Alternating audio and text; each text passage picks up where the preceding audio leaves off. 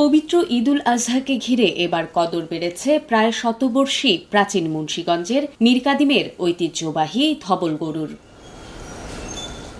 কোরবানির জন্য রাজধানীর পুরান ঢাকার মানুষের কাছে প্রতি বছরই চাহিদার শীর্ষে থাকায় হারানো ঐতিহ্যের পাশাপাশি সুদিন ফিরেছে খামারিদের। তবে ভেজালযুক্ত খাবার ও ইনজেকশন দিয়ে গরু মোটা তাজাকরণের প্রতিযোগিতায় টিকে থাকতে না পেরে অনেকটাই হারিয়েছে এর অস্তিত্ব।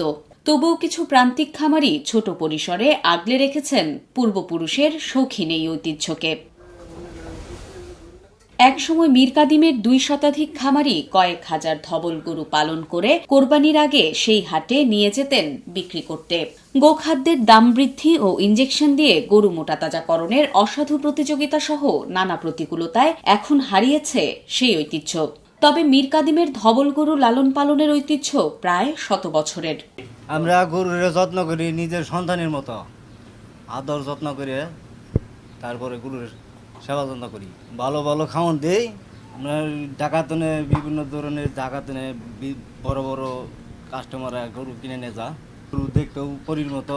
তো গরু 2 লাখ, 2.5 লাখ, 3 লাখ, 1.5 লাখ। আমরা গরুর ভালো খাবার খাওয়াই, 3 বেলা খাবার খাওয়াইতেছি। খৈল আছে, ভুট্টা আছে, তারপর আপনার গম ভুসি আছে, বুট ভুসি আছে, খেসারি আছে, খুব ভালো ভালো খাবার আমরা খাওয়াইতেছি।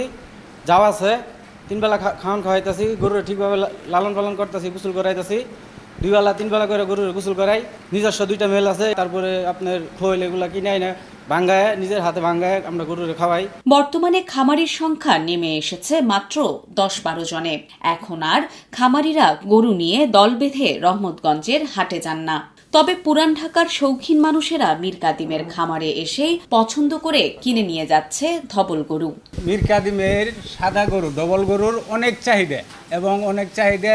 আমরা গরুরে ভালো খাবার খাওয়াই এবং প্রচুর পরিমাণ কাঁচা গাছ আছে। এর মধ্যে খৈল আছে, ভুসি আছে, ভুট্টার গুঁড়া আছে, মুসুরি পাউডার আছে, বুট পাউডার আছে। এগুলা সব আমরা মিলে মিক্স করে একবারে খাওয়ানোর পরে আমরা এটিরে খুব যত্ন সহকারে আমরা পরিষ্কার পরিচ্ছন্ন রাখার পরে এর জন্যে এই মীরকাদিমের গরুটির চাহিদা বেশি। মাংস খাইতে অনেক স্বাদ লাগে। মীরকাদিমের ঐতিহ্যবাহী এই সাদা ডবল গরু পূর্বপুরুষ থেকে আমরা লালন পালন করে আসতেছি। এই গরুগুলা দেখতে যত সুন্দর, খাদ্য খাওয়া খুব ভালো দিতে হয় এবং পরিচর্যা করে এগুলা লালন পালন করা হয় 1 বছর। প্রায় কুরবানিদের এক মুহূর্তে ঢাকার থেকে অনেক বড় বড় পাইকারি এসে এই গরুগুলা অগ্রিম বুকিং করে রাখে এবং ঈদের সময় আমরা 10 থেকে 15টা গরু হাটে উঠে বিক্রি করি। আমরা 100 বছরের ঐতিহ্য ধরে রেখেছি এই সাদা গরু ডবল গরুর লেগে, ঠিক আছে। আর ডবল গরুর পালার কারণ হয়েছে বিভিন্ন জায়গা থেকে লোক আসা, আর হয়েছে যে এই গরুরা খাইতে খুব সুস্বাদু। আমরা কোনো ইঞ্জেকশন মারি না, কোনো ভেজাল কোনো খাবার খাওয়াই না। যত খাওয়ান আছে সব আমরা ইনটেক খাওয়াই, ঠিক আছে। দোকান তো ডাইরেক্ট কিনাই না, দোকান থেকে খাওয়াই।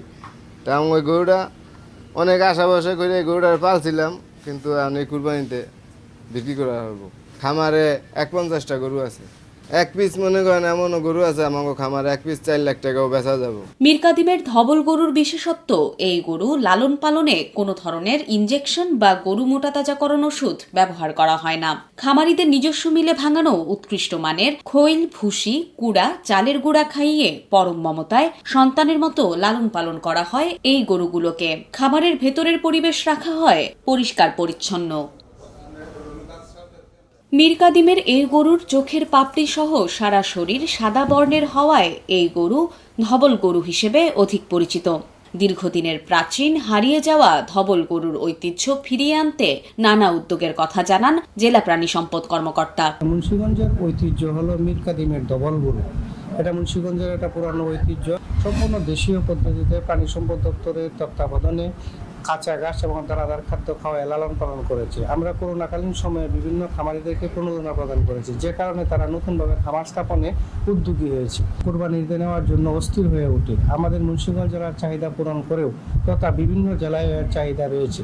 এক সময়ের দ্বিতীয় কলকাতা খ্যাত মুন্সিগঞ্জের মীরকাদিম উৎকৃষ্ট মানের চাল, ডাল, গরু ইত্যাদি উৎপাদনের কারণে মীরকাদিম এখনও প্রসিদ্ধ। কোরবানির আগে এ অঞ্চলের বিশেষ জাতের সাদা গরুর কারণে দেশ জুড়ে নাম শোনা যায় এলাকাটির। বিশেষত শৌখিন মানুষ যারা দর্শনীয় গরু কোরবানি দেন, এ সময় তাদের আনাগোনায় এ অঞ্চল সরব হয়ে ওঠে। প্রতি বছর কোরবানির পশুর হাটে ধবল গরুর দাম উঠে 1.5 লাখ থেকে শুরু করে সর্বোচ্চ 7 থেকে 8 লাখ টাকা পর্যন্ত।